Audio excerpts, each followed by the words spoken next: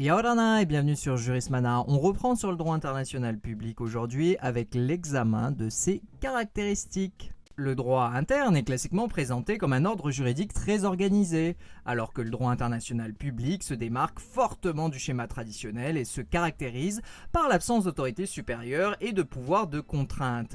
Il n'existe ainsi pas de parlement mondial, ni de gouvernement régissant la société internationale et de pouvoir juridictionnel pouvant sanctionner automatiquement les violations du droit international. L'Organisation des Nations Unies ne remplit pas ce rôle.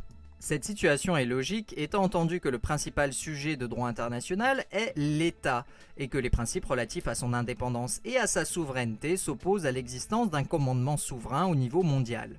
On se réfère généralement à l'article 38 du statut de la Cour internationale de justice pour l'énumération des principales catégories de sources du droit international public. Cette liste n'est pas hiérarchisée et comprend des catégories discutables à l'instar de la doctrine et est manifestement incomplète car elle ne comprend pas les actes unilatéraux. Le droit international public naît en réalité essentiellement de règles conventionnelles et de règles coutumières qui peuvent se compter en milliers.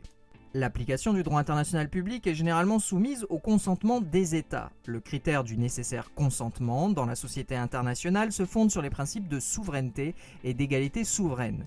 La notion de jus cogens ou de norme impérative peut théoriquement y déroger, mais il est toutefois difficile d'établir une liste.